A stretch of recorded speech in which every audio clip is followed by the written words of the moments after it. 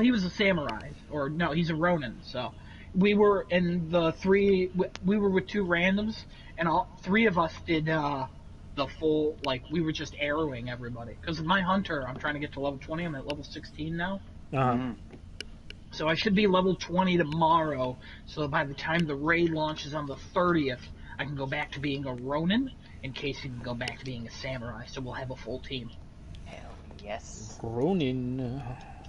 Yeah. Ronin. I should have the loadout that I want for the raid as well. I should be good on the loadout. Good. I'm 109 key now. I think I was 107. Yeah, I'm 109 now. So pretty hyped about that. I think we're still gonna die. I really think we're still gonna die. I mean, we have to do it, so we're gonna be okay, I think. No, I know, but I think that the raid's gonna be just. I'm saying that one of these days we just tried the nightmare one before the thing comes out, raid, just so we can understand how shitty the nightmare is. Because Kevin and I know, but like, y'all don't. Y'all don't. Alright,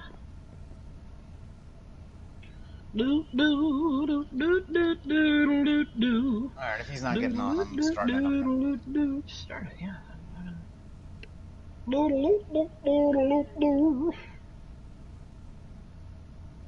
Alright, we're starting up in 5, 4. It's already 3, on. I already see yours. 7, 8. No, it's not on. I don't have it on. Oh, this is an old video. What the fuck? Oh, hey now. What in I'm broadcasting. I don't care. Starting up now. 3, 2, 1, go. Ladies and gentlemen, we are here. Adam, Genesis, Giuseppe, we are here to craft a chat tonight. Another wonderful week in games, in life. Enjoy, hopefully. Staying safe and secure at home, on the job, at school, and wherever you may be. It's a party. There you go. And hey, so we're going to try something new, fresh, and exciting today for all of our millions and millions of viewers. We decided to kind of like change up from the whole fast and loose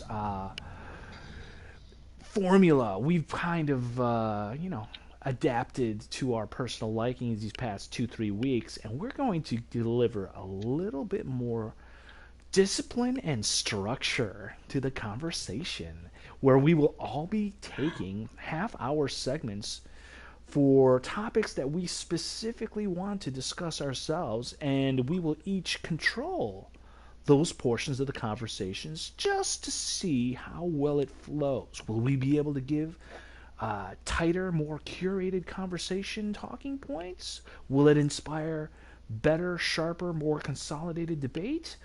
We'll see. It'll be our first try at it, so we're gonna give it a shot. So come on in, join us on this episode of Crafting a Chat. This is episode 13. Lucky 13. Last week of October, close to Halloween. Spooky season. Spooky episode. Spoopers, yeah. It's the spooper episode. It's the oh crap! Hold on. Hold on. Turn it tonight, right now. Not your bottom dollar. Spoopers! Oh God! Boy! Oh boy! No, spoopy! It's so creepy. And with that, gentlemen, what have you been playing this week? I've been doing a lot more Ghost Legends. I've been having a lot of fun with that. I think Adam, our other friend Kevin, and our other friend Chris. Is that still his name, Chris?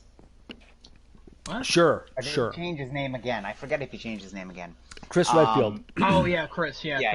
Chris, Kevin, and Adam and I have been just having a blast on Legends. We're getting psyched up for the raid that's supposed to be dropping this week. Can't wait for that to happen. And I think the only other thing I was playing was a little bit more of Among Us, and that was it. Otherwise, were you able to jump into any kind of Among Us games where celebrities were also partaking?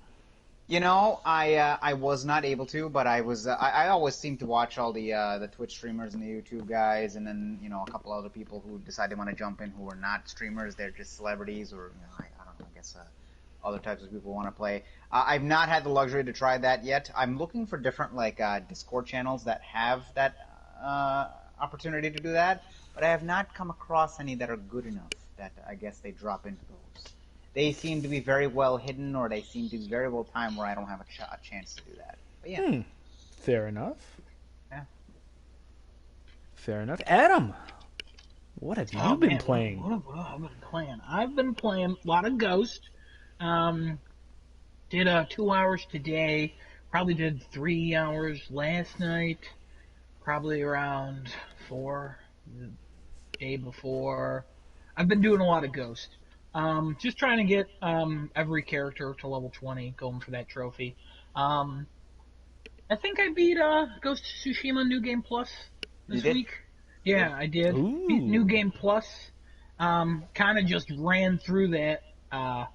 Very funny how I took a picture of the map and you just see lines and there's parts where you get teleported because of the story.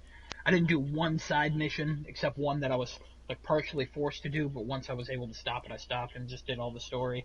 Kind of just just forced my way through that thing. Beat it in probably 9 hours or so, of game time. So I beat it real quick.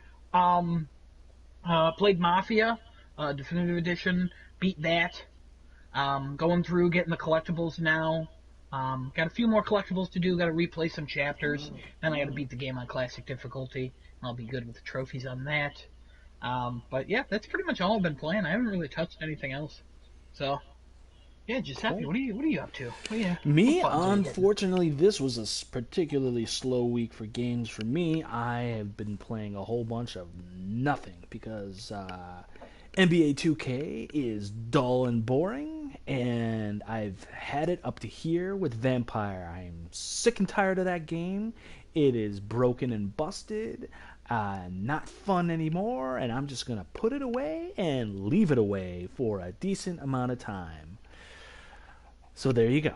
Probably smart, yeah. It's probably smart. Yeah. Weirdly, we have not heard anything about the PlayStation Plus titles for November yet, but I can assume why. We'll probably hear something on Friday. Yeah, Friday or probably Monday, honestly. Hey, tomorrow. So, we'll see. Yeah. Should be good. Hopefully. Watch it be Miles Morales. Oh boy, that would be no way. No way. Talk about a coup d'etat. That would make a lot of people angry. They'd be like, "Well, why?" It would only make people angry if it was a Plus game on PS5. Yeah, right. I tell you what, though, that's not a crazy thing to do. That's not the craziest Honestly, thing to do. I think it is because people are going to buy that game. If that game came out at $100, I think people would buy it, and there would be complaints, but I think most people would still buy it. $100? Oh, yeah. That's just one of those games. Yeah, $100? that's just one of those games. One of those games. I said most people, Giuseppe. You are not in that group. Most people would spend $100 for the Miles. People are not going to spend $100 on a Spider-Man game. It was an exaggeration. My goodness. Let's not spend. Well, you said it. I think it'd be more of if Final Fantasy VII Remake got re-released for PS5 as just a launch title. I think people would spend $100 for that. Honestly, people are already spending $180 for it. Why not? Hey, and with that, we're gonna reel it back into the structured thing that I was kind of alluding to already. We've already gone off the rails. So, Yep. for our first half, do you have a timer on you, or are you just gonna? I see the time. I'm good. All right, cool. Well, you know what? It's currently 10:04. I'm gonna round up to 10:05 Eastern. So, that's fine. No. American. American. 10:04 American time. 10:04 American time. Well, guys heard it first here, folks. Guys heard it first. In that case, Adam, the floor is yours. So we're just gonna quickly talk about some little stories that came out. Some today, some in the past couple days. First thing I want to talk about is not really too much feedback on this. PS5 unboxings. They're allowed. Some people in the media got PS5s on Friday or Thursday. I think they announced them on Saturday actually. Yeah, They've chat. been, yeah, they've been, um, they're allowed to unbox them. It's been a very small, like, hey, we're allowed to talk about one level in Astrobot. We could talk about unboxing the PlayStation 5 and holding the controller. So not too much going on there. A lot of good reactions from people. It's a beefy boy. It's thick with two That's a boy. C's. I would say three C's, honestly. It's a very thick console. Just the comparison shots of that, the PS5 box compared to the PlayStation 4 launch box, ridiculous. Makes no sense. So, I just wanted to read a Jason Schreier tweet talking about the controller that Okay. made me a little bit excited. It's a short one, so get ready. Ready. The PS5 controller is wild. I've been playing Astro's Playroom, the game that comes with the system, and the combo of rumble.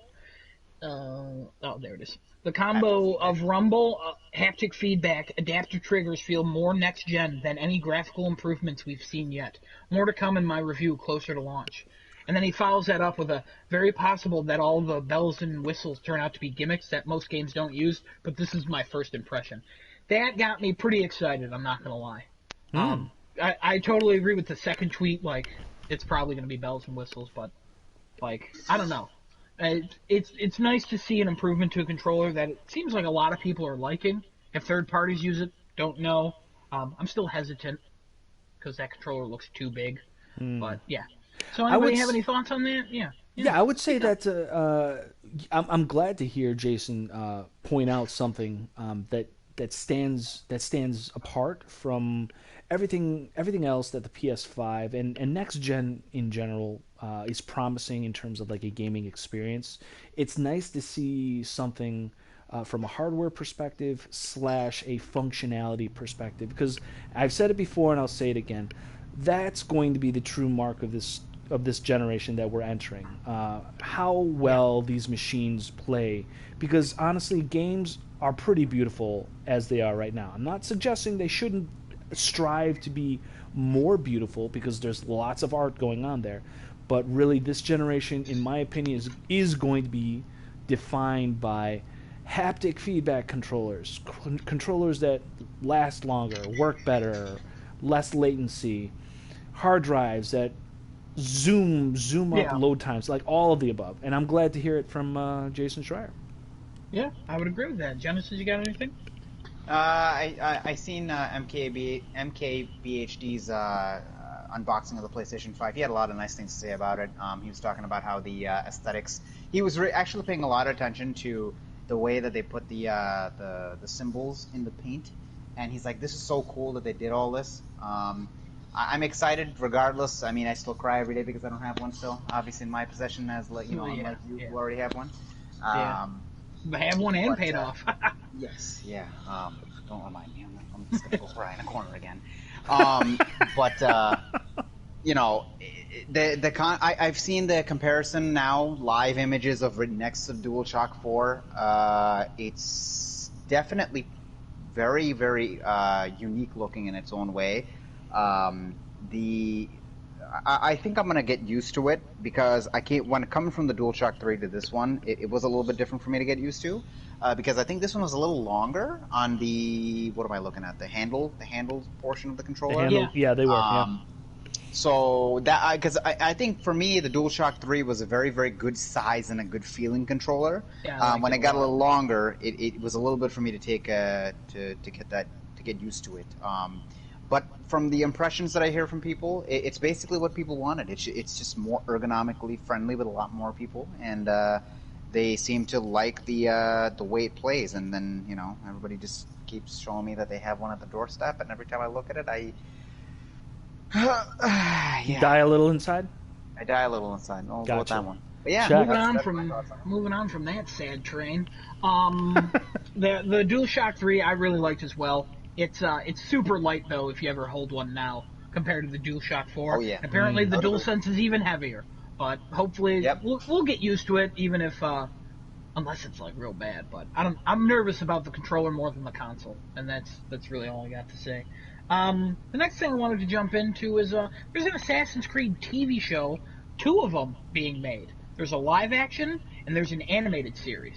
Now, I know Giuseppe's going to ask some questions, like who's the showrunner and all that. Nobody. They don't have any of that. They don't have producers. It's just part of the Ubisoft studio, and it's coming to Netflix. And they released like a 7-second trailer of the Assassin's Creed theme within like the symbol of Assassin's Creed with an N in the middle for Netflix. So there's not too much on it. So any just brief thoughts on what you guys think about that? We'll start with Genesis first. Not interested. Well, very brief. I'm not. Yeah, very brief. I'm not interested. Well, let me go ahead. Go let me just go ahead and jump in there. Yeah, go so, ahead. as it pertains to an animated series, okay, that's fine and all. Totally understandable considering Netflix's Castlevania series, very popular. The recent one that just put out with the like Gods of Olympus, or it's a Greek mythology one. I forget the actual name of it, but that just recently came out. Okay, honestly, I don't really care too much for AC in terms of an animation. I really am much more interested in seeing a little bit more realism in terms of the live action.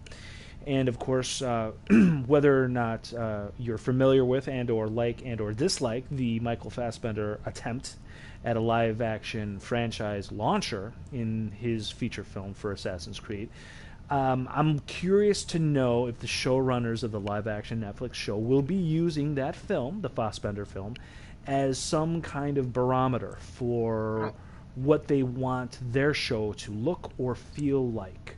My guess is they're not going to have nearly as much budget as that film had, but What was the budget for that film? it was, I believe, it was a modest budget, but it didn't make a ton. 90 million, I think. That's a very decent budget for kind of like an unproven franchise, but still had a bunch of names attached to it. There are a lot of names to that film. They just couldn't make it go because, quite frankly, it wasn't a really good story. The ambition of that story is just very poo-poo. But I think that the kind of story that AC is capable of telling definitely lends itself to a more serialized kind of presentation as opposed to a one-shot. Because there's so many different characters and so many different eras and history and generations, you can do a lot with it. The question remains, though, is how are they going, like, what's their ambition for the show? Do they want to make it action-based? Do they want to make it, a lot of dialogue and conspiracy talk? Because that can be as interesting, but you got to have action. The question is how much and what kind of quality, like how much CGI, for instance. Is it going to be all soundstage stuff, or are they going to do everything as practically as possible? There's a lot of questions, and those things, like, we'd be able to get a better gauge as to what the ambitions of that show would be once we actually find out who's going to be calling the shots for it. Because I'm saying, people, I don't know, I know Genesis, AC in general has fallen out of favor with you, and I totally understand why. You make all the valid points in the world, and that's totally fine. But I'm intrigued by an AC live-action show. I'd just like to see... and not only that, but I'd also like to know that the people calling the shots are as familiar with that game franchise as so far the people who've been running The Witcher are familiar with the Witcher franchise, not specifically the game series, but the Witcher book series. And it's so far, it seems like that level of interest is showing in their product. Yeah, a lot of unknowns right now, but I do think a TV show better suits it than, by the way, $125 million budget film did, not 90. Look that up. So, damn. Yeah, that's no a good. lot of money to give an unproven It's too franchise. Much. $100 million went to Michael Fassbender. So, I'm sure. Well, that man deserves it for other projects, not for that one. Speaking of video game franchise films, we all got to look at Tom Holland as young Nate. I want to throw this out there. I think he looks way better than I thought he did. He still looks young, and what Giuseppe and I agreed on when we first saw it was that voice is probably going to ruin it. But at the same time, he was also missing the half tuck. And then Mark Wahlberg, he posted a video of him with a mustache. I hate Mark Wahlberg. I hope he listens to this so he knows that I hate him for his past crimes. Um, so yeah, I don't. Yeah, what are your thoughts, gentlemen? I'll let whoever wants to go first on this. Go Should I ahead, go right Jen. ahead? Oh, I'll Oh, go. you Okay, want? sure, I'll go. Go ahead. Yeah. So Tom Holland definitely like that shot that's been getting circulated out there. Looks good. I mean, it looks pretty close to the Nathan Drake we all know and love when we were first introduced to him for the very first Uncharted game. Definitely still looks young. I mean, Tom Holland is a young guy, and he looks it. Like, it's going to take a while for him to grow into his, like, man bod, as it were. I don't know. I don't think he's growing too much more in terms of height. He may be exactly where he's at for the rest of his adult career. And perhaps it's going to take a little bit of a, maybe a smoking habit to get that voice to bottom out a little bit. Because he's still sounds like a little boy, which is perfect for him in his role as Peter Parker for films moving forward. But yeah, I'm going to have a little problem with Nate, sounding a little pipsqueaky. I mean, when he opens his mouth for dialogue. Mark Wahlberg showing that solid stash of his.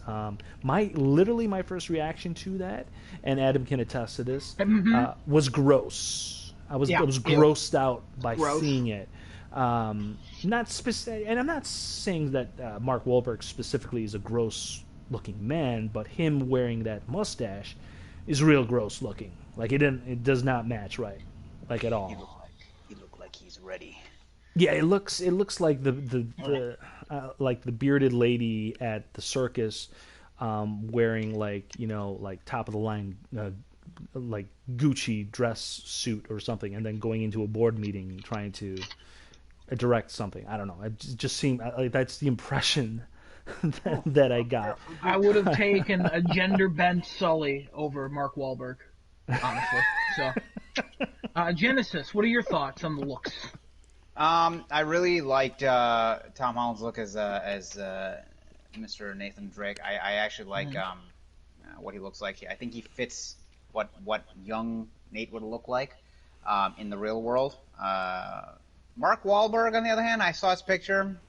It's okay. It's not that. Yeah, it's not that great. It's not that. It's nothing great. It's nothing terrible. I think it's just okay.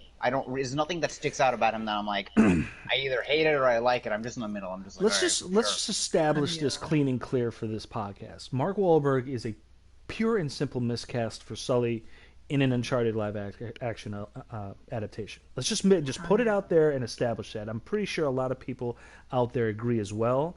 He was just simply selected because he was a name, he was available, and there you go. Give me a name of who you would want in there. I still, even if we're talking about redoing the story from a film adaptation perspective, bringing it back in time, making him younger, Sully still has to be played by an older man. You can still have him be younger, but he has to be older than what Mark Wahlberg 50s. looks like. Yeah. I mean, Mark Wahlberg is in his 40s. Right? He don't look 40, though. But he doesn't look it, right? Exactly. He looks like he looks like a roided out dude who's ready to do a kegger. He's always ready to play a 35-year-old. Like, no, we don't. No, Sully needs to be older. I don't really know off the top of my head who would be appropriate for it right now. Well, I say when that movie comes out, we just fan cast it to what it should have been. Sure, 100%. Just go back and just. Yeah, this would have been good if Mark Wahlberg didn't exist as a human being. But, yeah. So. But, yeah, that's our opinions on that. I have one little news story, and then we're going to move on to my actual main topic. We're making good time. Cool. My little news story is the PS5 has sold as many pre-orders in 12 hours as the PS4 was pre-ordered in 12 weeks. I did see that. That is nuts. Not too much there to talk about. That's just crazy, and it kind of explains it's gone everywhere. So I will say one thing though. Honestly, I think that effect is 100% attributed to the overall success of the PS4 generation.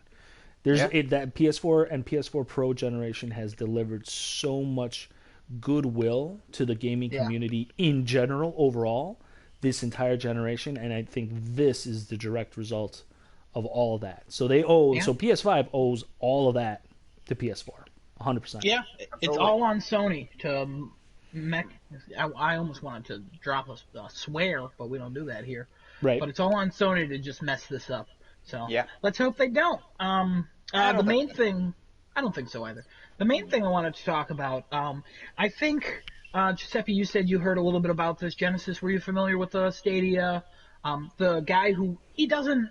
People saw him as his Twitter bio states. His name is Alex Hutchinson. His Twitter bio states that he's like a lead creative at Google Stadia. He works in a studio that Google bought, so he's technically a lead creative at Google Stadia. He does not direct the company whatsoever. Okay. So, did you see anything about this, Genesis? I did not. I did not. So, this is a very interesting topic, I thought. Alex Hutchinson, he has two tweets. I'm going to read them both. The first one is, streamers worried about getting their content pulled because they used music they didn't pay for should be more worried by the fact that they're streaming games they didn't pay for as well. It's all gone as soon as publishers decide to enforce it. The real truth is the streamers should be paying the developers and publishers of the games they stream. They should be buying a license like any real business and paying for the content they use. When I first read this, I was like, I understand what he's saying, but he's an idiot. And I think most of the internet understood that, but Genesis, what are your thoughts on it? Doesn't it? Okay, so let me just get clarification here. It doesn't, and forgive me for my ignorance, and if I'm, feel free to ridicule and point at me if I sound like a stupid idiot.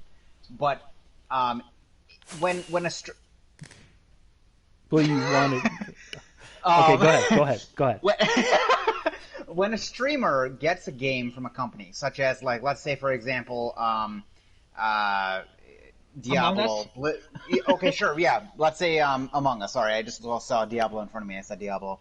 Among Us, sent out the copies of Among Us to these streamers. Don't they do that to publicize the game so that more people are exposed to it? Yes. So, okay. And yes, in the same context, the streamer is making money because of the views and the ad revenue and all that good stuff. I understand that. Mm-hmm. Why would they pay for them to get paid to then get paid for But those aren't the paid? only people that are streaming, Z, is what he's saying. What he's saying is, well, there's that. They're not the only thing. They're not paying for a business license to stream it. Right. Like, if you want to use copyrighted music, you have to pay a company to get that music to put it into whatever you're doing. Right. So if anybody else watches that, you pay them back. Hence the copyright strikes. Correct. Again, if what he was saying is correct, we would have to pay to use Minecraft to stream this. Correct. And I understand what he's saying if you think about it as a movie or a television show or something, or even music. But when it comes to games, to stream them and to pay a license to use that, you change it enough that I think it just breaks the copyright. It's just what he said just confused the internet. It made them angry. His tweet after these two was, well, that's enough for Twitter. I'm going to go stream some Fall Guys. Come hang out. So I don't understand that either. Does he really believe what he's talking Fall about? Guys. I don't know. You should have a license for Fall Guys to then stream that, according to his point. Yeah. Well, yeah, you're right. And I think it's also 100% reflective of the fact that there's a whole lot of hypocritical ignorance going on from not just from us at the internet, speculative level, but also from within the industry, from these so-called games creators. There's a significant disconnect there between the creators and community. And quite frankly, if such a thing were to occur, let's say that the game industry lobby, for some odd reason, were to petition the U.S. government to front this kind of copyright law, where streaming would basically fall under the same kind of copyright agreements for usage of unauthorized imagery and or music, without having paid a licensing fee, you will see basically overnight the entire community of gaming broken to the point where the only people that will be left for viewing content via Twitch and YouTube and any other kind of social media outpouring will basically be these glorified extensions of these companies where they basically subcontracted, indie social media influencers to be their ad and PR people without actually having to pay them salary, and all they do is just gift them with peanuts via free copies of the game, maybe some advance copies in the future, and maybe a couple invitations to special events, but that's it. And then they're left onto their own devices to get their own income generated by their own ad revenues or whatnot, but they will never, ever, ever be actual employees of either the game developers or the game publishers. And I think that's just a whole bunch of nonsense, because streaming and the whole indie, for instance, what we're doing now, even though we're not talking about Minecraft, this whole thing here is a big advertisement for Minecraft. It's giving us an awesome platform to use this software in a way that was probably not intended. But guess what? Yeah. It's fun and interesting, and it works. You're going to tell me that these guys get what they want, and they want us all to now start paying licensing fees, as if we all have those kind of means to just basically turn all of our streaming businesses into actual businesses, and we're going to be able to afford licensing fees to just make that work. That's very impractical. Yeah, those are very, very expensive, right? They are not cheap. They can be, yeah. They are not cheap. They are not cheap, and honestly, the reason is because they don't want to make it available for any old Joe Blow to go down and just buy their material and then use it however they want, and then who knows if they're even using it in a way that's going to be a positive reflection of whoever owns those rights. Mm-hmm. But you lose so much in community when you break it and you monetize it to that degree. You're going to see the game community just implode overnight if such a thing were to ever come to pass. And it made me very upset when I heard that from that guy. Mm-hmm. If this is the stance on obviously video games, if things were to happen that way, yes, I think the video game community and the internet would break overnight. Twitch would go bankrupt. Oh yeah, Twitch would go bankrupt. Yeah, Twitch would be done. Yeah, Twitch would be done. Why is it a differentiating factor then for music? Since that was one of the similarities or the comparisons that was Napster. Okay. Napster, Metallica, file sharing.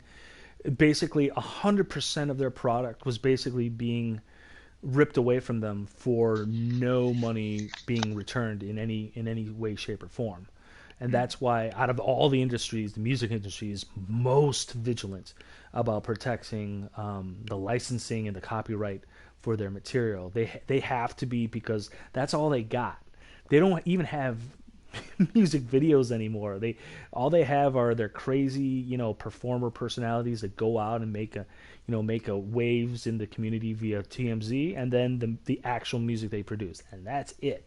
That's not the case with films and TV shows and video games. There's so many different ways that all those things can diversify. Music is just not as diverse in terms of its application. So they got to be that way. At least that's how I see it. Yeah. Also, that's a pretty good explanation of it. Yeah. Also, if you play a cover of a song, most of the time you're not going to get a copyright strike because you've changed it enough.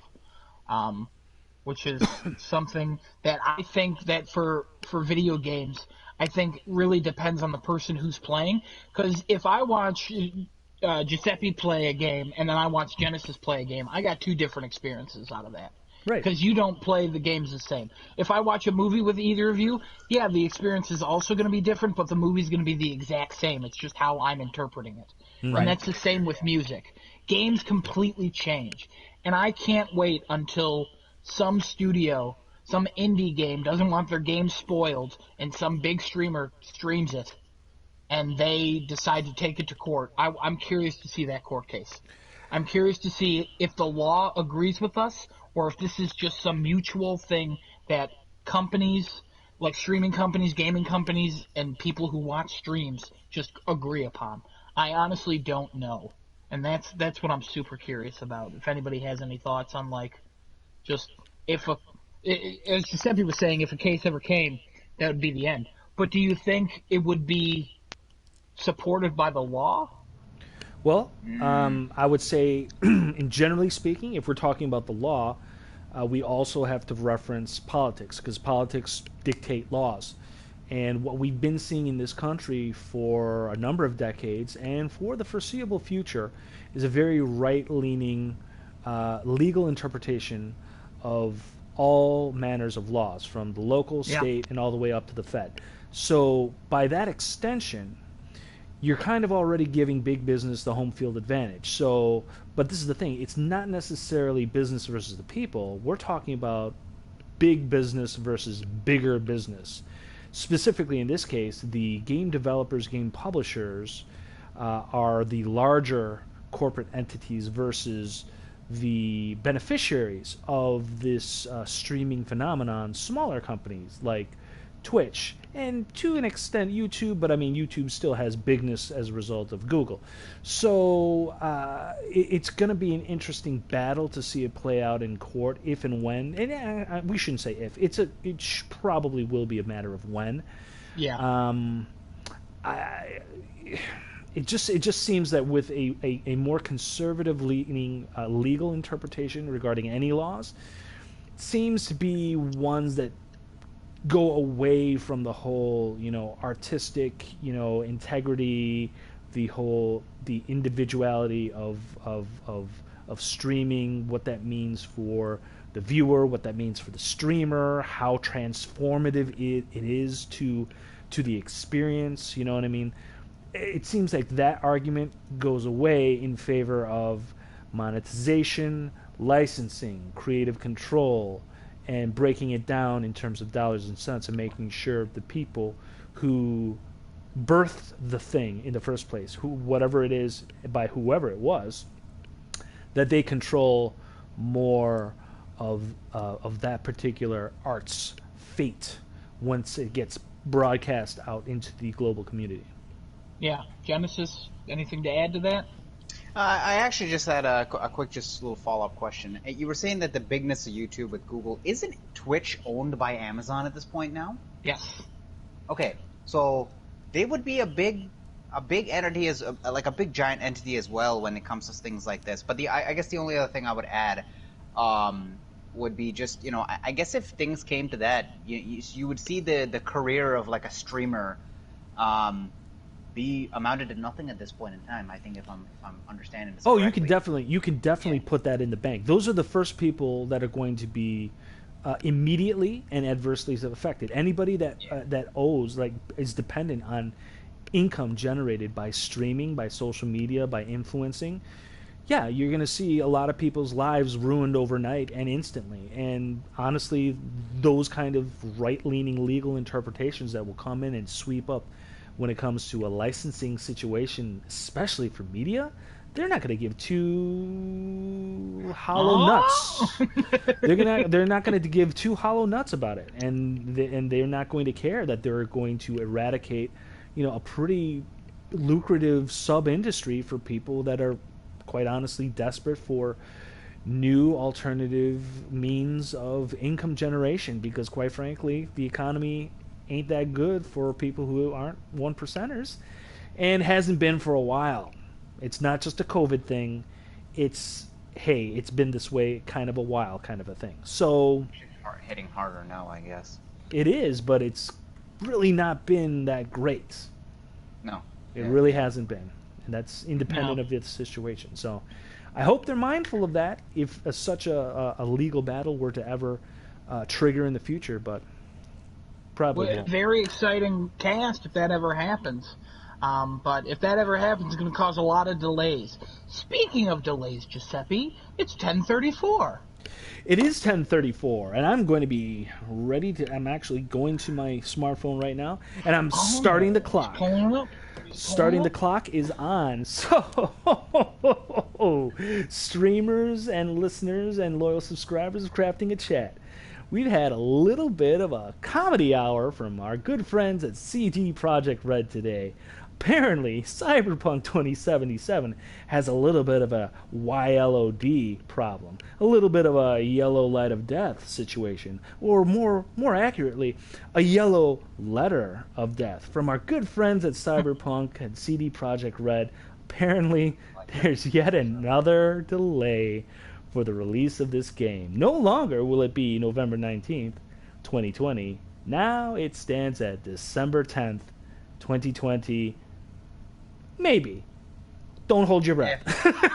Maybe as well. I think it's going to hit this one, guys. I think it's going to hit this one. I think we're going to get a 2021. I'm going to go to Vegas and bet on it. I really think it's going to hit this one. I heard this news, and all I kid you not, I laughed out loud for a minute straight. Probably more than a minute, because quite honestly, the CD Projekt has totally memified this game at this point. It is a joke, it is ridiculous, and quite frankly, it's yet another glowing example of the video game industry and its total lack of transparency in terms of what is actually going on with development.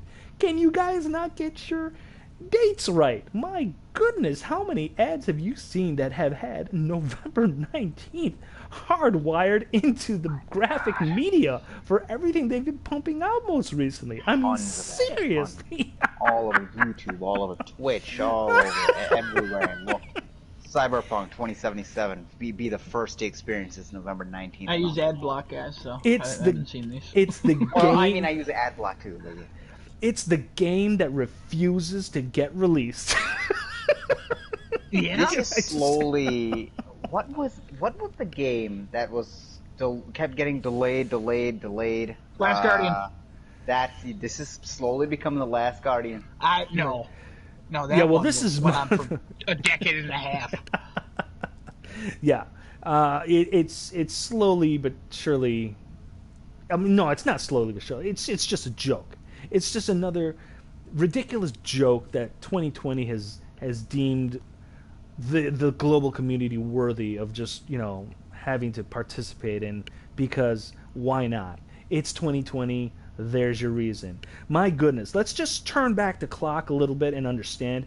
This game was originally set to launch this April 16th, 2020. That date was announced in June of 2019. Fast forward to April. Oh, no, guys, you can't get that. We're gonna do another delay. This time September 17th.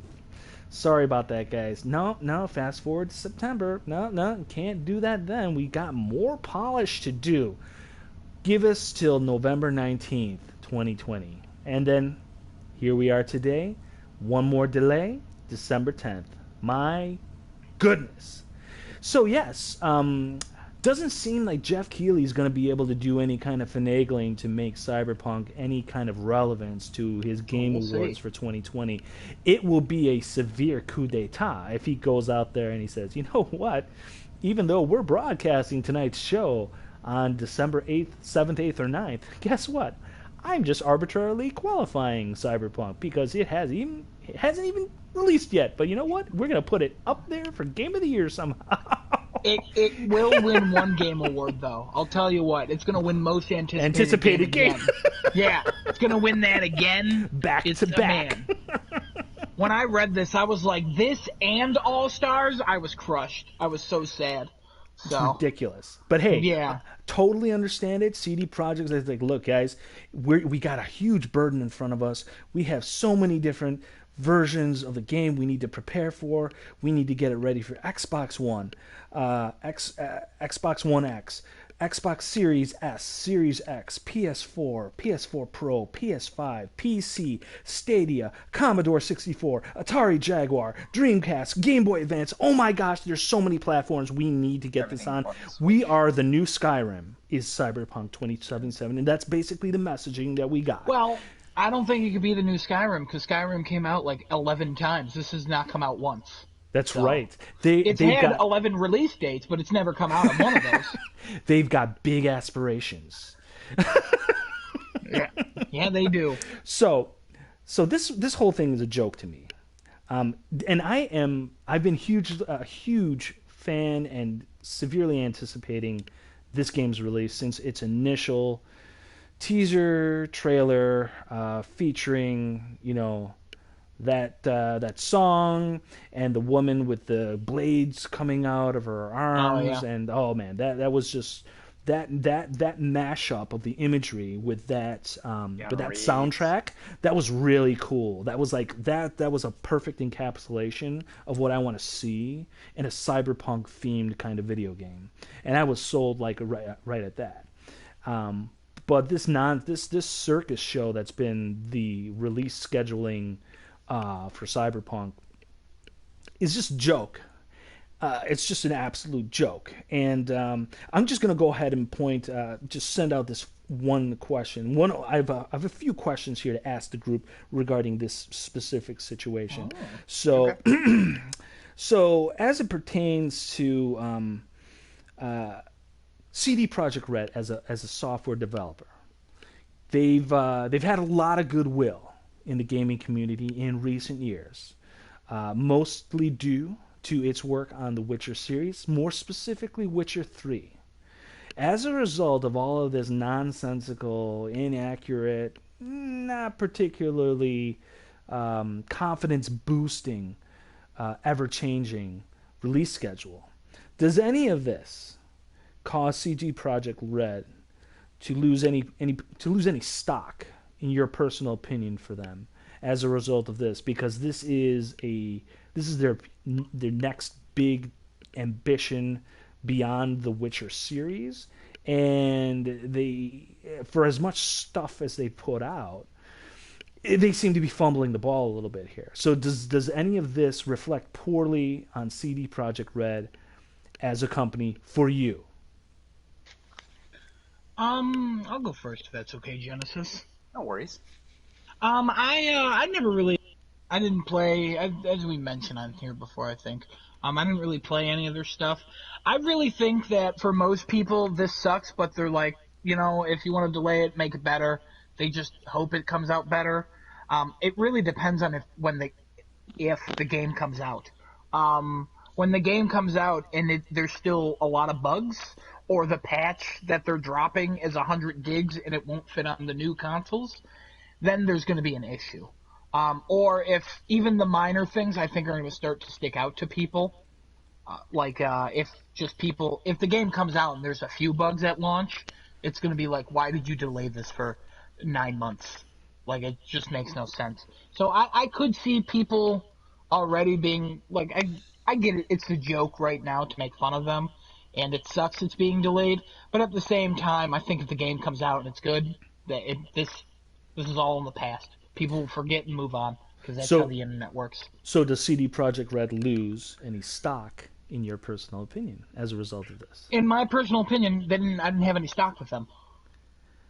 So your answer is not applicable. Cool. Genesis, what about you? Does CD Projekt Red lose any stock, considering these delays and then the fact that they don't really seem to know where they really are at this particular point in development in order to actually satisfy those dates?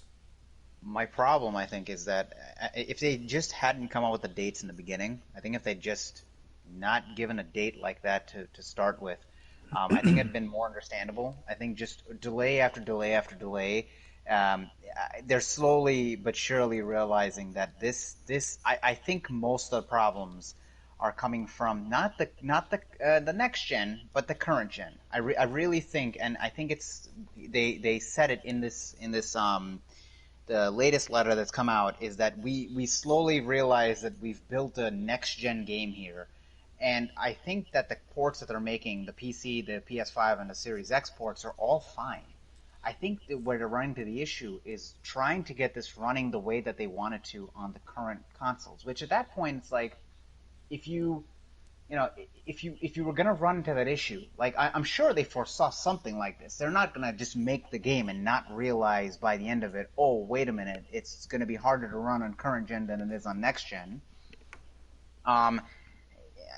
Somebody had to at the HQ had to have realized this fact and said, hey, maybe we should stop giving people release dates and change this up a little bit to say, listen, give us the time we need to work on it, and when we're ready to give you a proper release date, we're going to give you one.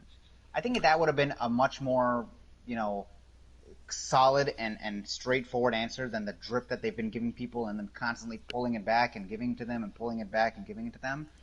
As far as stock that I have invested with them, I mean, it's like, they're coming across to me as one of the companies now that is like, okay, we make these quality titles, but you start to question whether when it does come out, if it does, like Adam was saying before, if it does have a few bugs, what did you do all this time to justify all this extra time? Because originally April, delayed till September. That would mean that there's a giant problem with it if they needed like 5 months at least. And then the delay again to November, okay, you want to polish, cool. Then the delay to December, you want to keep polishing, cool. I don't think we're going to see this game this year. And if there's another delay, I mean, that's just going to further solidify for me that this is a joke, just like you're saying, this is a joke of a company with this game. So CD Projekt Red, for me, definitely does lose stock, and this is the reason why. It has nothing to do with what they've done in the past, and it has nothing to do with what we've been shown so far for the ambition of Cyberpunk 2077 for the present and or future. It has to do with how they've been handling this game's release, specifically in terms of all the intercompany departments that don't seem to be having the same time frame on their minds. They don't appear to be attending the same meetings where the heads of each department are, they get together and they kind of like gauge each other in terms of like where we're at in this terms of, at this point in development. Where the PR people are not talking to the writers or the coders or the level designers or the animators or the voiceover recorders or the directors or the creative directors or even the corporate people at the publishing level. None of these people are on the same page, and this nonsense with not being able to hammer things down in terms of an actual release date is evidence of that. And that is showing a company that does not seem to have its stuff together. Now that is independent of the quality of the real quality that Cyberpunk 2077 stands at currently in its unreleased state within the vaults of CD Projekt Red. Whether or not it's the second coming or it's just another pretty piece of trash game that ultimately gets released. Where they're at now is indicative of a low stock, bad situation company wise,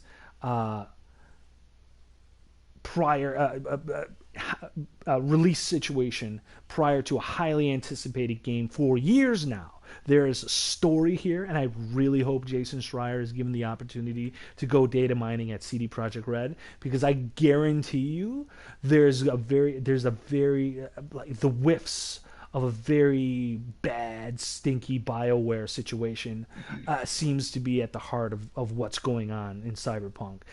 Again, that's total speculation on my part, but it seems real bad. It doesn't look good. It's not very confidence-inspiring. But moving on from that, regarding social media.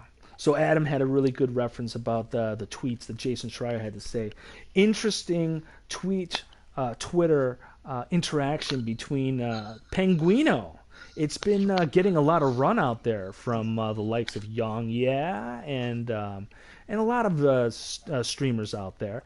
It blew up on Reddit as well. It blew up a lot of places. Penguino specifically asking Cyberpunk 2077 if that November 19th release date is a firm no backsies situation, just so that he can make sure that he requests days off in advance so that he'll be able to play that game on launch day. And Cyberpunk replied to him and says, "You're solid, you're good, man, go for it." And the very next day, CD Projekt drops its yellow letter of death on the gaming community. Mm-hmm. That just solidifies the point of what you were saying before of like, there's clearly people not talking to each other properly the way they should be. What is going on? There's channels of communication that they they're not aware of what the hell is going on in the company. It's Not ridiculous. something they're even in control of, I think. It's ridiculous, and quite honestly, once whoever it is gets to the bottom of the story, I'm fairly certain they're going to get to some degree of information where it can be deduced that all of these dates and date shifting are arbitrary for not the reasons that we'd like to give CD Projekt the benefit of the doubt for, in terms of like really correcting coding problems or really fixing things that are fundamentally broken with the game for whatever the reason that it is. I think that all of these, I believe that these date shifting things are just, it's just much more arbitrary than, oh well, hey, we just spontaneously need an additional 20 days to do what? What exactly are you going to be doing? And why? And more importantly, why should we believe you? Why should we believe any of that? It's more evidence to the fact that you shouldn't believe anything that the games industry says when it comes to any of their products. Because quite frankly, it can all just blow up, go away, and come back whenever they so choose. They're not beholden to the market. They're beholden to their shareholders. And if they don't release games that are supposed to be on their quarterly reports, well, they're gonna get hurt where it counts. But when it comes to the market, that's thirsty for their product, they don't care about that. So they're going to feed us any line of baloney that comes to them, in order to just damage control it away. They don't care.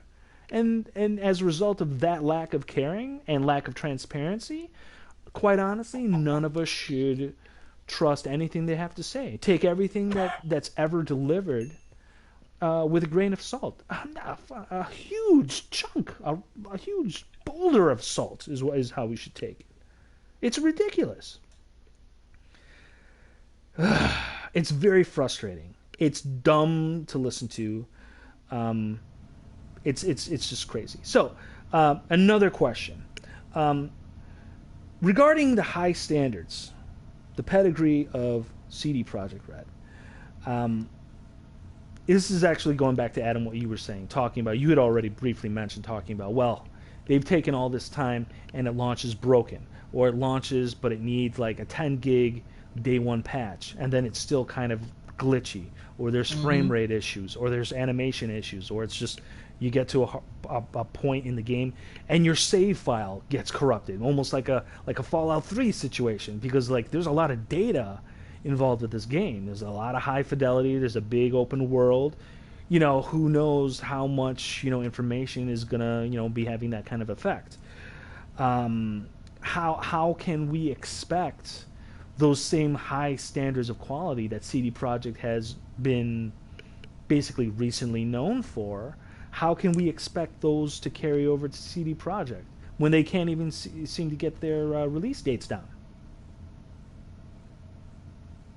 Is that something that we should expect? Genesis, Adam, should we expect a high quality standard from Cyberpunk at this point? I mean, at this point, the way that everything's been going, people, God, I feel like the internet's expecting a Goliath of a game at this point in time. I agree with you, and I think we're all very, very dumb to expect that at this point. I would agree. I think the internet is also very stupid for expecting that, because I like I said before, I think it's gonna run and behave very differently than people have been led to believe from all the trailers and gameplay and all that. I don't think this is going to run or act or even show itself the way that people are expecting. But people are going to keep their hopes up, because this is, again, CD Projekt Red we're talking about, because they're used to this caliber of games coming out from them. But with the disconnects I'm sorry, just really quick, but the fact that a company has put things out at a high level previously, we want to give pedigree respect. We want to have that be something that we can count on, that we can rely on. But this moment in history right now, in terms of the game industry is proof positive that you cannot expect that. A new project, a new ambition, a new team does not reflect who came before and the excellence that was delivered back then. It doesn't translate. It's a brand new ball game, and you should just everything should be reset, and that includes any kind of goodwill that the company has garnered for its previous projects.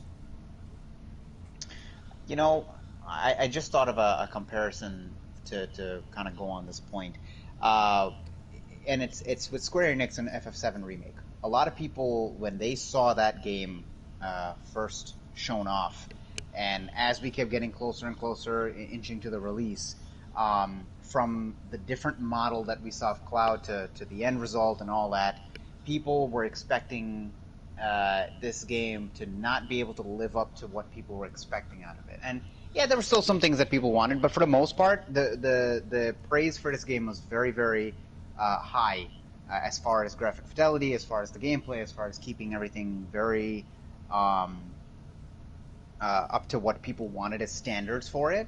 And they've made things in the past where some of their games are very questionable. Obviously, with Square Enix, some of the things are very questionable. CD Projekt Red, I think most of the things that they've made have been regarded as very highly rated things. Am I wrong on that? Or am I right on that? They've been well received.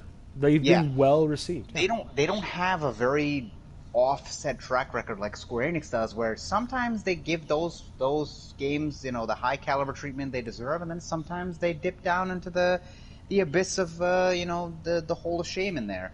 And they're very up and down. And generally, when it comes to them, I see a lot more judgment go on with them.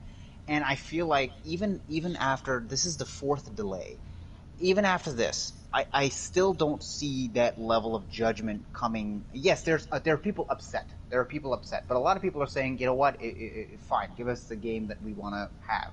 I feel like people are saying that, and they're expecting like this game's gonna still be that amazing thing. Like, they're not giving it that level of judgment that I've seen other titles receive. And I guess it's because, like you're saying, they have a pedigree that they've earned from making all the titles they have previously. But I think as a person who, I didn't enjoy The Witcher, I didn't really play it too much. I didn't enjoy it that much. If I was looking forward to this, I think I'd have a lot more judgmental things to say about this, no matter how good it looks, because I'm getting delay after delay after delay, and the messages keep saying around the same thing. They're not really different messages saying as to it's all corporate talk. It's all corporate talk, and it's meaningless anyway. You know what people are thinking? This is what people are thinking. People are thinking with each following major delay release, people in their minds, at least in the back of their minds, they're thinking, well, wow, Cyberpunk 2077 is now going to take an additional quantum leap forward in excellence. Yes. And guess what? And guess what? That's not going to happen. That is not going to happen. I guarantee it. Mark your calendars, right? Mark it down. What is it? October 27th, 28th? Guess what? It's going to, at its best, it will be a very good game. But guess what? It's not the second coming. And the fact that it continues to derail in the manner in which it does, I understand it's 2020. I understand COVID. However, get your company on the same page. Stop toying around with the market. It's ridiculous. If you need a whole additional year to write the game, to fix whatever's broken, say it and do it, and forget this whole, we're trying our best to just egg it out. No. Yeah, I would agree. 100% I would agree. So I have one last question. I want to put out here, and it's based off of a nice little quote by Mr. Shigeru Miyamoto, who says that a delayed game is eventually good, but a rushed game is forever bad. My question to the panel is, does this sentiment, does this principle even hold water anymore in the current state of the video game industry? Is that relevant anymore? Considering, take this into consideration, the shift in the industry's focus to live service games, also the fact that many games launch in a somewhat broken capacity and require heavy patching and maintenance for a duration before they finally are deemed playable. I say that quote still holds water. I'll go first. I say that quote still holds water because Anthem came out broken. No matter how much they fix that game's dead to half the gaming community.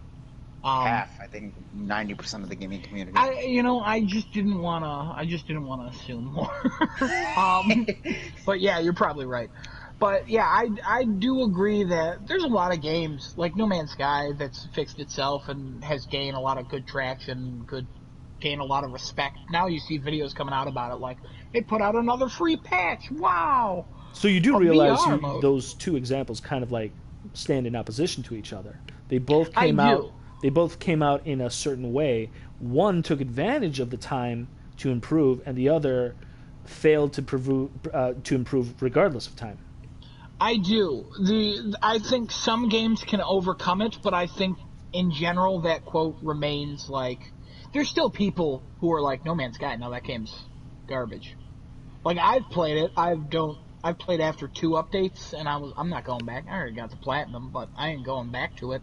And they already solved the issue of the underground. I was trying to build an underground base, and the ground kept spawning in it. And apparently they solved that issue, but at this point I'm just not going back to it. And that game, in my mind, I remember it coming out as broken. I remember it just not being what everybody wanted. And if it did come out wonderful, we'd probably be in that instead of Minecraft, honestly. Because that sounds cool as heck. I would agree. But it's interesting. That quote is very interesting. If I had more time to think about that, I might think about that all week and talk about it next week. Sure. Just because that was so true way back when. But nowadays, I do think that games can get better over time if you patch them. Will they ever reach the height they could have reached if they came out completely working? No, probably not, I would say. A game has to come out ready, like Ghost of Tsushima. We use this every week now, but that game came out, it was working great, had some patches, and now it got multiplayer update, like, that game just keeps building and building and building. If that game came out broken, and then they added a patch, and then they added the multiplayer, people would be like, yeah, this is cool, but it wouldn't be what it is today. Nope. So, I still agree with that quote, but at the same time, like, there's exceptions to the rule. Genesis, what do you got? I think I have to disagree. I don't think that quote actually holds up, and I'm going to use Ghost as an example, because when did we originally see Ghost for the first time? Was that 2018? Yeah, about that. That sounds right. Okay, so 2 years, and then we get the game. Okay, and there was only one pushback, and I think that was due to was that due to Last of Us coinciding with it, or just with just COVID in general? I honestly don't remember it ever being delayed. Didn't it move from where in no, June? I'm pretty sure. I'm pretty sure it was supposed to come out in July, and then Last of Us moved closer to it, and then we were like, "Oh no, what about Ghost?" Okay, I could have sworn that game got moved back a week. But I'll look it up. Whatever. Keep going. Yeah. So, I'm going to take, I think, Sony's approach on how they're doing this. They give you, and it's the most recent one is I think God of War. Even though it is a teaser, they still have a 2021 date on it. It's a teaser. I want to say more, obviously, but I think they've stopped doing the whole. Here's a teaser 7 years before the game comes out. And then 7 years later, the game comes out, whether it's a broken mess or a masterpiece, regardless of the fact. I don't think that quote holds up, especially with things that are being patched to be better, or even if they've been delayed multiple times. It doesn't mean that the game is going to be eventually good. It could still be a steaming pile of garbage, much like Avengers. I think that got delayed. I believe that was twice it got delayed. Twice? Mm-hmm. Yeah. That still Ghost came out was also to be... delayed. Yeah. Oh, that's what I thought. Okay. You were right. It wasn't much. I think it was like maybe a couple weeks, not even. June to July. You were correct on that as well. Yeah, nothing crazy. But Avengers got delayed quite a bit, and that game still came out to be the next Anthem. It doesn't seem like the development time that they're taking to delay these games to get them better is actually affecting or helping the game whatsoever. And I take that example from Sony. They're pumping out games like Ghost, Horizon, Last of Us, and the Uncharted series, and all their exclusives that have come out. Those games have not had bad delays. I think I'm okay in saying that because I don't think most of them have had tremendously terrible delays when it comes to the PlayStation 4 generation in a whole. Am I correct with that? Except for Last Guardian, probably. Yeah. I'm pretty sure Last of Us 2 was a 2019 game, then delayed till 2020 twice. Was that a 2019 game? Yeah, wasn't it supposed to come out like fall 2019? Am I making that up? Probably making that up. Move on. I thought it was supposed to come out February, and then it got delayed till June. Yeah, Regardless, though, what we're seeing in Cyberpunk is definitely different from those examples. It's definitely pushed itself into an echelon, kind of where it's starting to create one where it stands alone. Just really quick, because my time is officially up, I'm also going to just go ahead and say that Miyamoto's sentiment is absolutely irrelevant today for a number of reasons, but the most important one is that the game industry just doesn't care. It doesn't care because live service games are going to be the future. They're the future now, and all game development, whether a game is going to be a live service game, is all going to abide by the development cycle rules that live service games will be dictated to in the future. So it's not important anymore whether a game actually works on launch date. It just doesn't matter, and quite frankly, whether or not that game continues to get support and patchwork to make it work eventually is irrelevant, so long as the game gets out there, the money is made, and cashed away in the bank. And that's it. I'm sorry, Miyamoto. I agree with you in principle. It ought to be that way, but that is not what is happening. That is not happening, and it won't ever come back to that again. And I'm done. Genesis, you're up. That was good speculation. Moving on to other speculation things that are happening in the whispers of the internet over here. Good segue. What are they whispering? What are they whispering? So, I'm going to piggyback off a couple of Cyberpunk things here. Just to maybe... Yeah.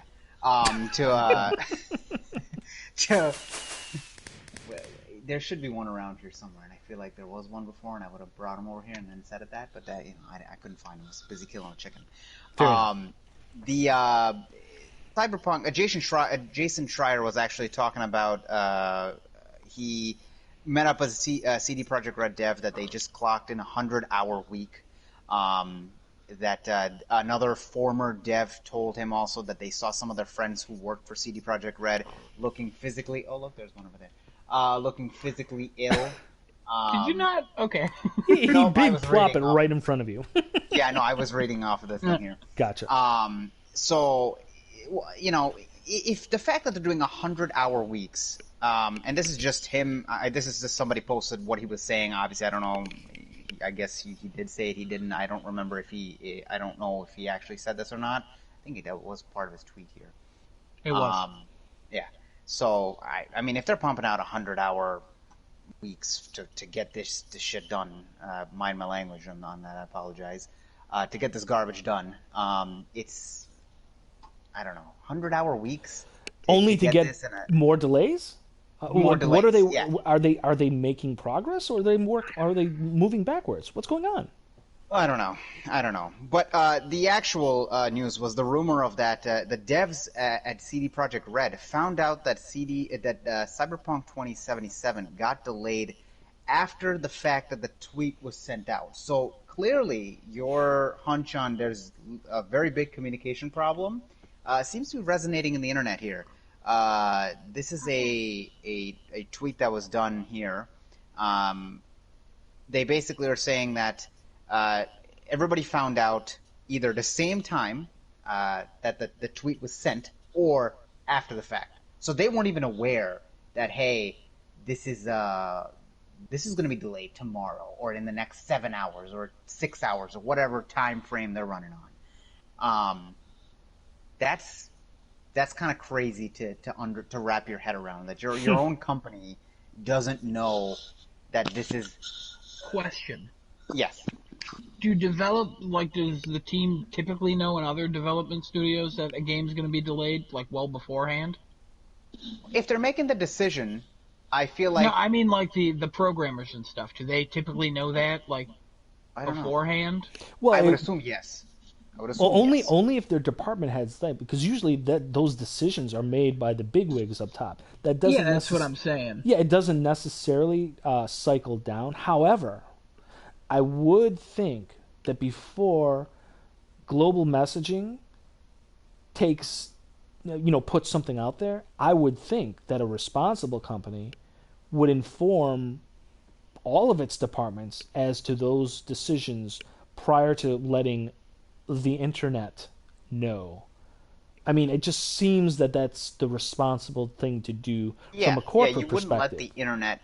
It's very similar. I mean, for the company that I work for, we had an announcement this morning. We were made aware of this 2 days ago, and the internet was not made aware of this before we knew. It was a day ago that the internet was made aware that, hey, we're having an announcement happen on the 27th. But company-wise, internal-wise, we knew. So, but this is a rumor of one person saying that they weren't aware of it. Jason Schreier had also replied to it, saying that all of them found out at the same time we did. CD Projekt Red sent an internal email simultaneously with the public tweet. See, now that's a mistake. If that is in fact true, and Jason Schreier seems to be right, the simultaneous announcement for an internal thing, that is not good. That is not good. Yeah, I would have to agree with that. The next one I got up right after that is another company going through a couple different things. Apparently, 343 are going through a bunch of executive changes happening. Has nothing to do with Halo Infinite itself, but it seems that they're not getting the results that they need from the execs that are there.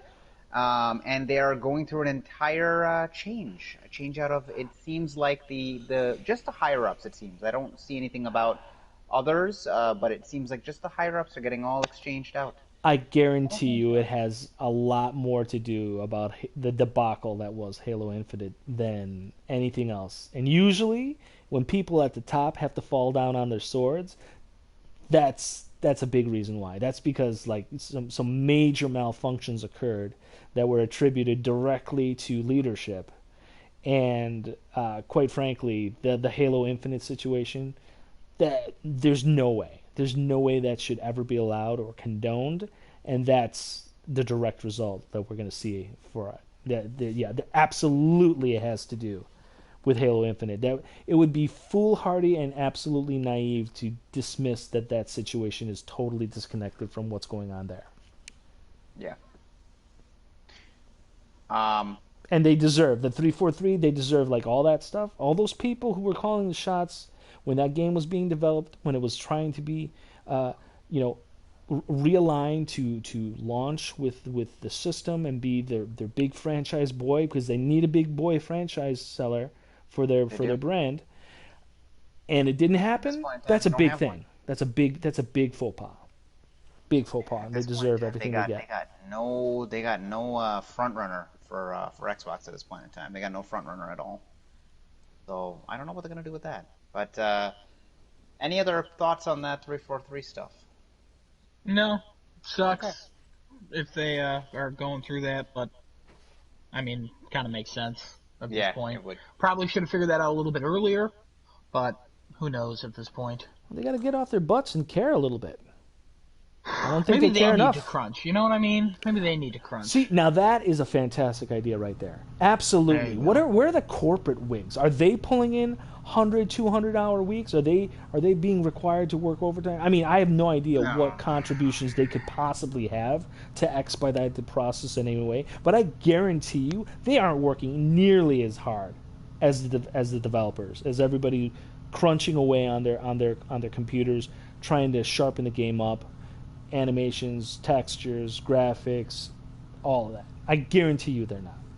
Guarantee. I got the next one up here. Do it. Which is a rumor for Microsoft announcing a new acquisition at the Xbox pre-launch event on November 9th. They've been talking about this for a little bit, where there might be a pre-launch event. There was the tweets from New Zealand and Xbox Mexico going out. Pretty sure that's a confirmed event. Yeah, that was last week. Yeah. So there is a confirmed event. They're saying that this event's going to be basically either the acquisition of Sega or the another separate acquisition. But more people are putting their money on Sega. And Wow. Sega seems to be having a coinciding thing happening the 7th, 8th, and 9th. 9th being something to do with Sonic, and the 7th having to do with the next Monkey Ball game.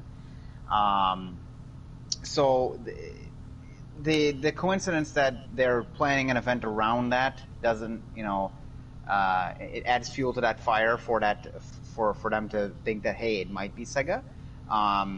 But people have been saying otherwise. What are you guys' thoughts on that? Honestly, if it's in fact Sega, I love it. I love it for Xbox. And you know why I love it? Because that means Xbox is really gearing up.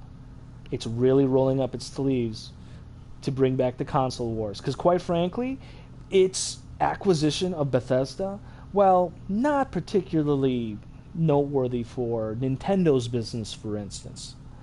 Definitely threatens the game library diversity that PlayStation can have moving forward if Xbox ultimately decides to go exclusive with Bethesda titles.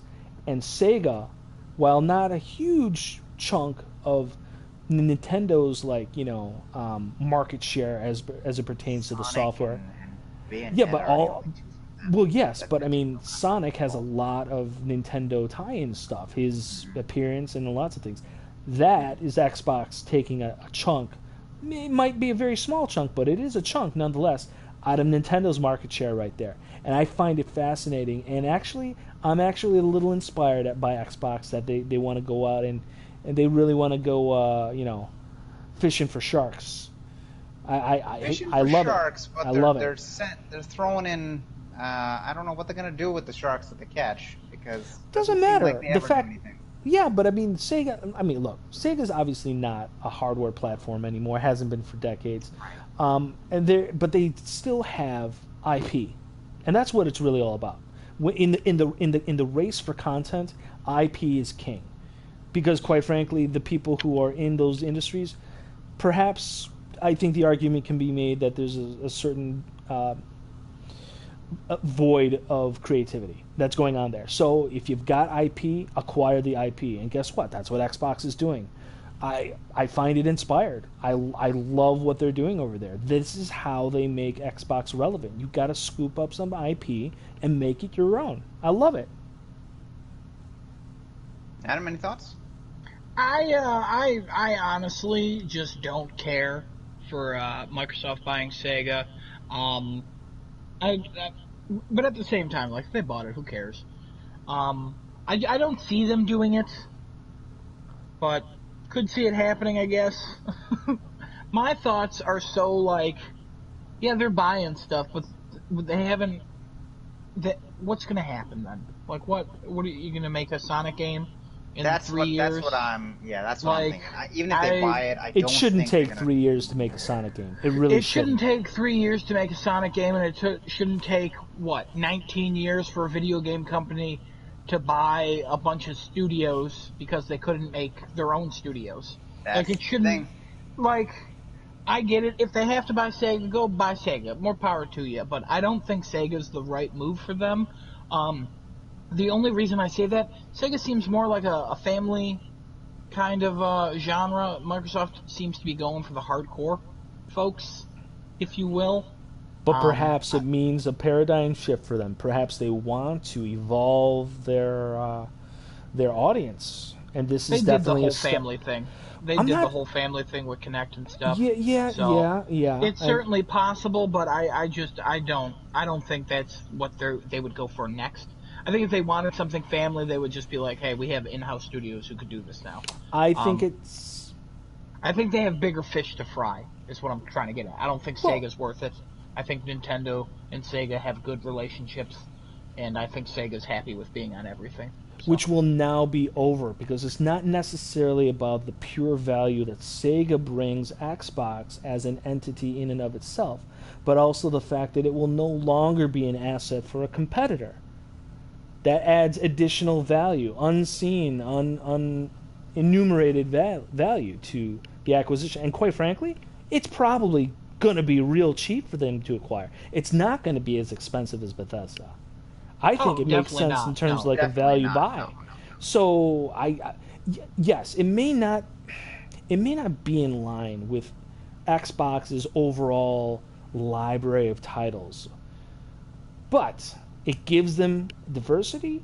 It takes a chunk out of a competitor, and if they wanted to expand on the family thing and go revisit it and say, hey, look, there's potential here. There's a market for this, and there is a market for it. They just haven't put forth quality titles. There's only been one company that has been backing the kids, and that's Nintendo. It What's can the be done. They competitor? just have to want to do it, though. They have to want to do it.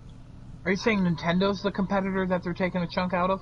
Yeah, with Sega, if they turn Sega exclusive, yes, absolutely. Their relationship with Nintendo, I think, is too high now to do that because they now Minecraft Steve is in Smash. I don't see them doing this because I don't know, they would kind of break that relationship in a way. It would break that relationship. And Microsoft could totally afford to do it. I just don't think it's necessary. I don't think they think it's necessary. I think they could buy something even better. Well, that may be, but right now, it's just something else to buy. And Bethesda was a huge buy. So, what if you're saying there's something to buy better? What would be your ideal thing for Microsoft to buy at this point that would quote unquote be better for them? Better than Sega? Capcom? By Capcom. Oh god, yeah. I could cry for that.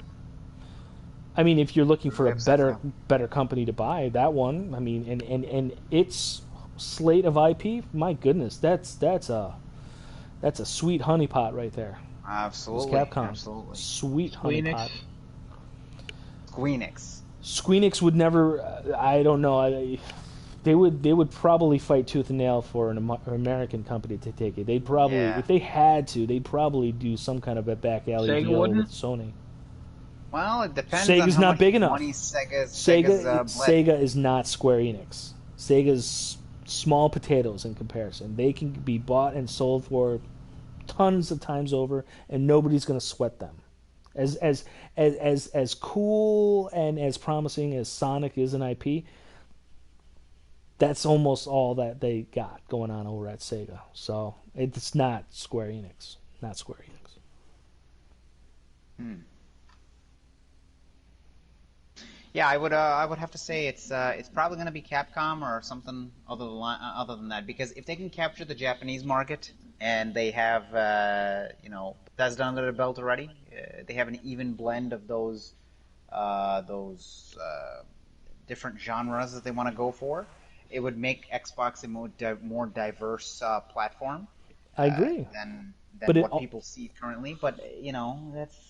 And it also they want to think money into that. And it also boils down to what they want to do as a company. Again, acquiring these companies, acquiring these assets are great.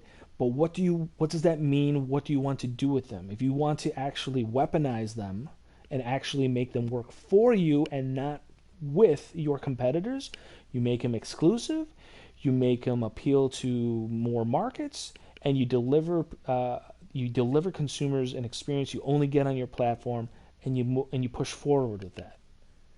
But it remains to be seen if that's what they want to do. We still don't know what they want to do with these acquisitions. So far, all they've done is buy them. Now, what they do with them after the fact, that's going to show us where their ambitions lie. Well, there's another rumor following up with that, with where their ambitions are. Apparently, they want to get into smart TVs, Chromebooks, gaming dongles, such as like a Fire TV Stick type of deal. They want to actually put their hand into that pot now as well. Xbox hardware, not So the platform. basically, right. So Phil Spencer had a interview with Game Reactor, and he talked about how he wanted to, after PC and Xbox having Game Pass on there, he wants to reach out and get even more bases. And now they've gone for Android with their partnership with Samsung. Even though their partnership with Apple right now is very rocky, they're also trying to get it on iOS. And the next ones they want to tackle is smart TVs, Chromebooks, Fire Sticks, Chrome Sticks. So they want to get like into that. the business that Sony's getting out of. Well, don't they just want to? Don't they have a streaming stick that they want to do? Yes, they want to do an Xbox streaming stick. There is one that they want to do like that. That is basically what you'd call it at this point. Yes, an Wow. Xbox streaming stick. That's interesting. Basically, yeah, like what the PlayStation TV was. Well, they don't want to like make hardware. Like they don't want to make TVs and Chromebooks and stuff. No, they want to do the sticks that you can pop into these Yeah. items that say, "Hey." Oh, or okay. So a that's smart Yeah, TV. Phil that's a little Spencer- different from what you said. Yeah, Phil there, so- Spencer just said in the future, like to support cloud gaming, we could just sell you a stick instead of a box. Correct. So you could just plug it into your TV and just take it wherever you want. He did also mention that the Switch and the PlayStation, he's not sure as how those are going to be perceived as platforms for a Game Pass to appear on, but they're open to discussions. Yeah, they're super open. Out of the cards. So Yeah, it's not it's out not out of of the the cards. cards. I think probably his out of the cards, by the way. Yeah. His overarching, I think, vision is a complete Xbox ecosystem. No matter where you go, you have it there.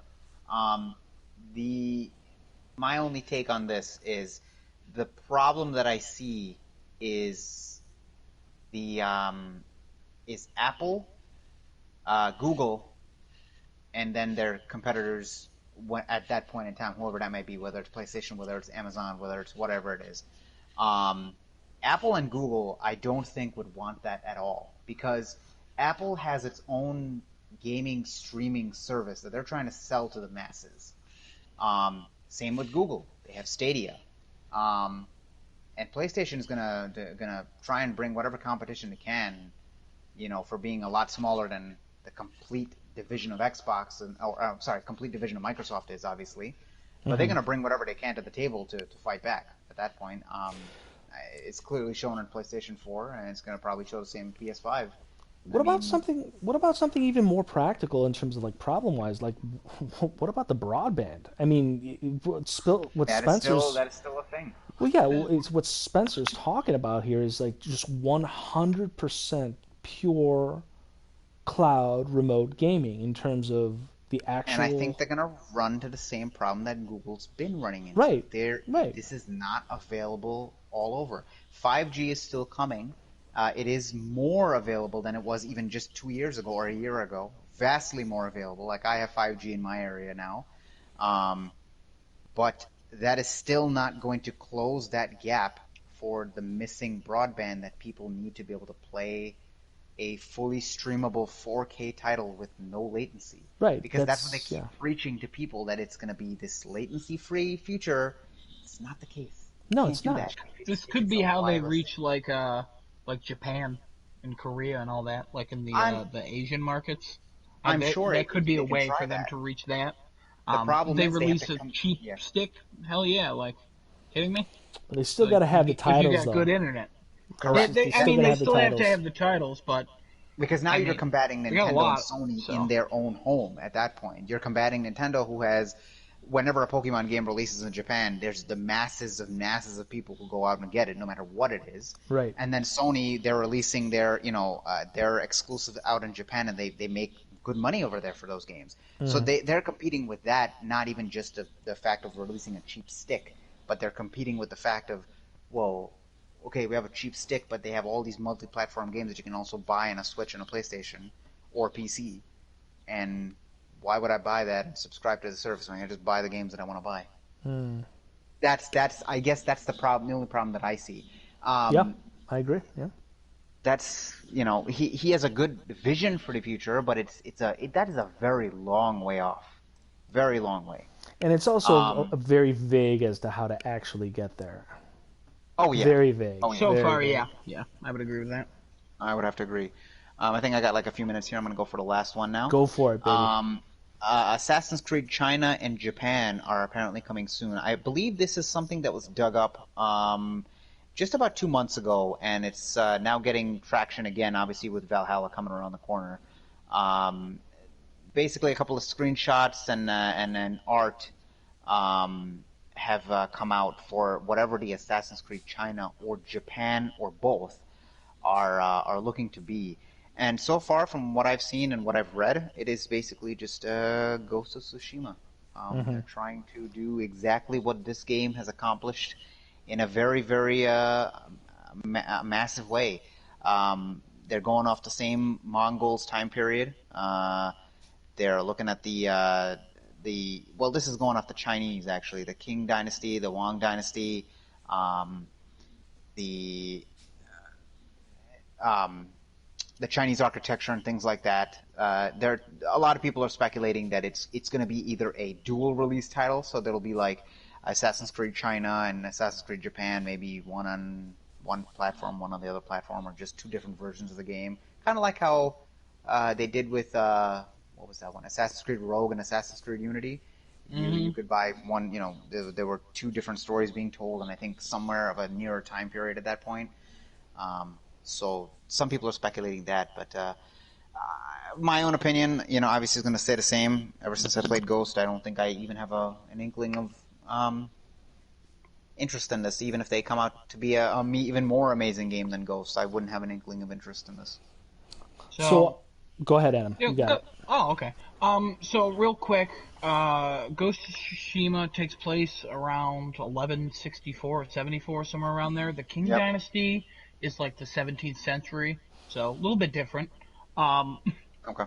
And then I don't know about the Wang Dynasty. I don't know about The that one. Yuan, maybe I don't know, Yan. Yeah, I don't know. I'm not gonna even attempt. But yeah, I don't know when that one is. But yeah, the King or King, whatever how you pronounce that, that was like the 17th century till the 20th century or so, and then the Ming Dynasty started in like 19 something, 1910, somewhere around there. Gotcha. No idea. Watched a video about China politics literally like 2 weeks ago. But I like it'd be cool. At the same time, I can't wait for people to be disappointed that this is part of the animated series coming to Netflix. As someone who's stuck with the Assassin's Creed franchise, if you want to call it that, cool, I guess. Yeah, I don't really have much to say about this. I don't need another Ghost, and it could be similar to Ghost, but at the same time, they're completely different franchises at this point. Apparently, Cyberpunk is working on Ghost 2 already. What? That is one of the other tweets. That's one of the other rumors You that say I've had. Cyberpunk? It's not Cyberpunk. No, Sucker Punch? Sucker Punch, yes. My Okay, goodness. so- Oh my Why god. Cyberpunk? I'm sorry. Real quick, what you're referring to is they were looking for a narrative lead, who specializes in like Japanese culture and stuff. It could be for DLC, probably for a sequel. Yeah, that's given. Considering how well that game sold, I would imagine. Yeah. We still haven't Yeah. got confirmation of the 10 million units, but whatever. But yeah, I don't really have too much to say about sales this. numbers on that. NPD just released their updated. Go ahead. I'm sorry. But yeah, I don't have too much to say on this Assassin's Creed thing because the next location really means nothing. It really depends on what the game is like. Valhalla, I'm still kind of excited for. Probably not getting it day one. We'll get it eventually. Maybe when it's on sale with all the DLC and crap like I did with Odyssey. But at the same time, I don't think I want to do all the DLC. It kind of took me out of Odyssey. So, we'll see. Giuseppe? So I'm going to say that the actual location and time period absolutely do matter. And I do and I don't believe rumors pertaining to Assassin's Creed Japan at the same time.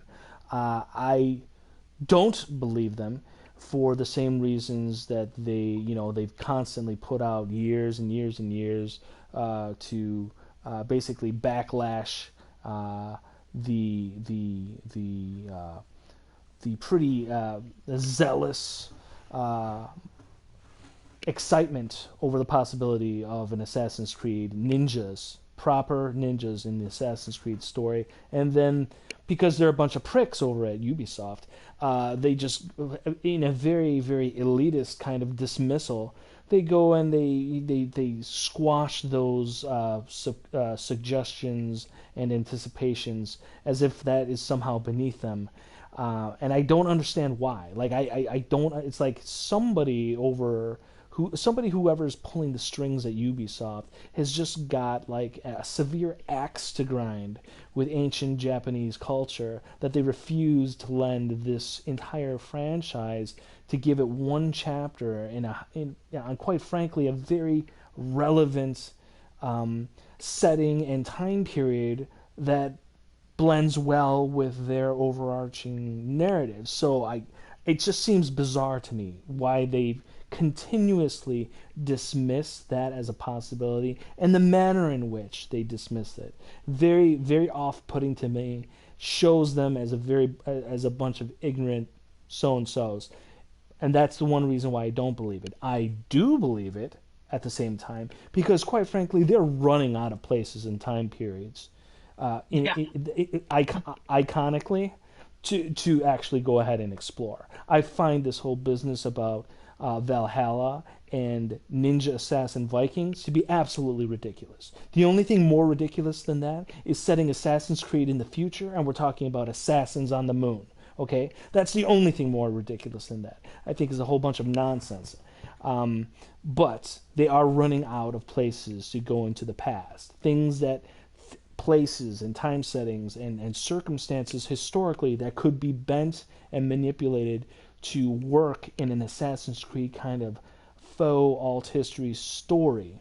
They're just running out of options.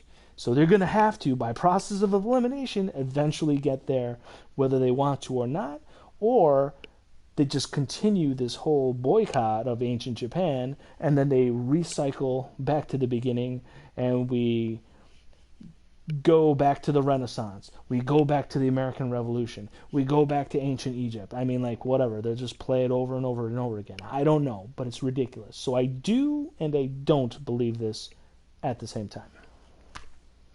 To end my segment here, I just looked up the year-to-date ending September 2020 for top 10 selling video games.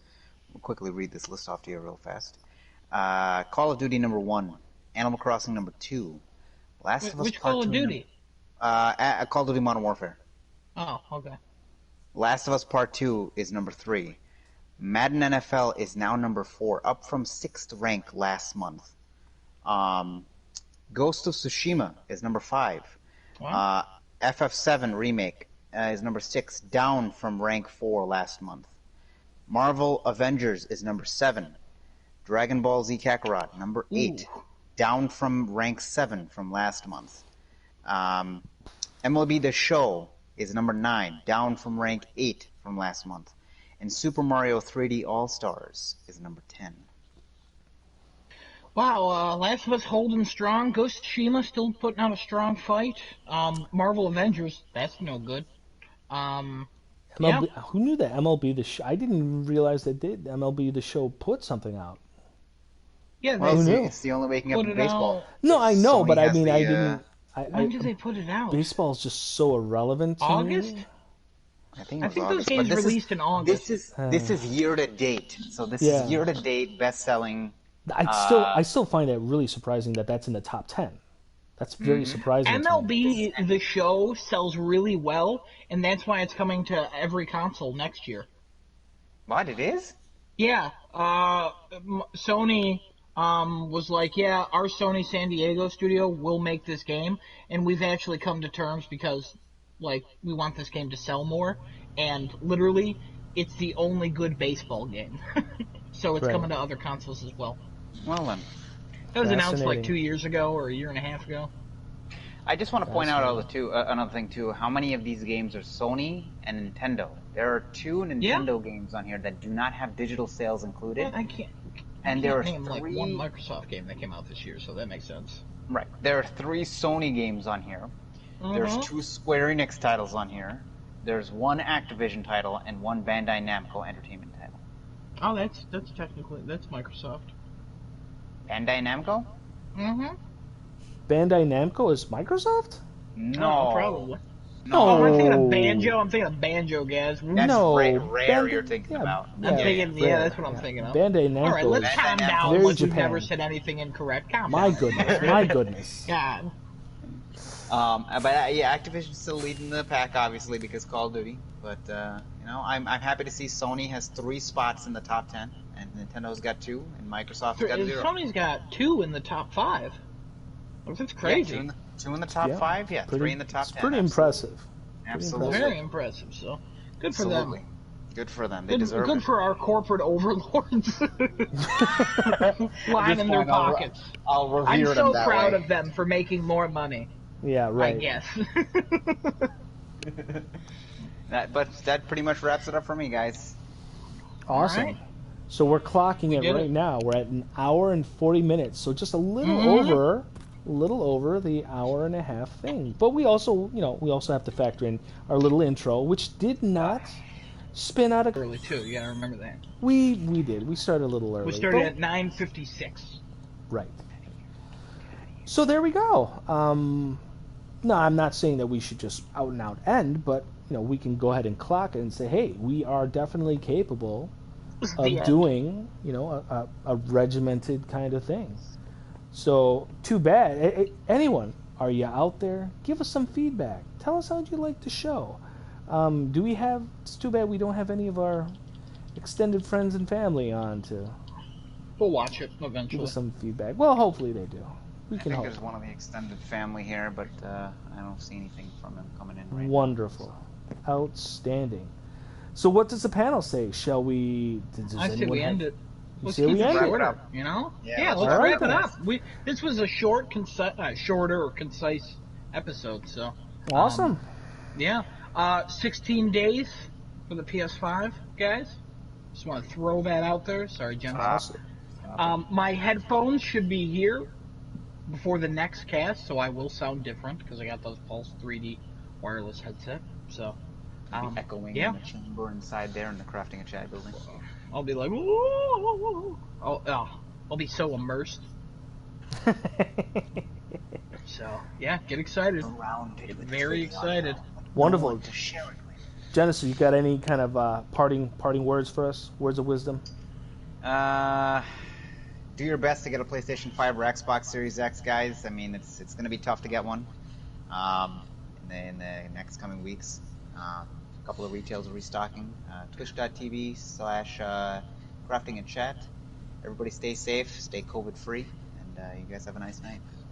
Oh, PSA, if you bought your PS5 through GameFly, they're sending out emails that you have to respond to by like the 29th of October.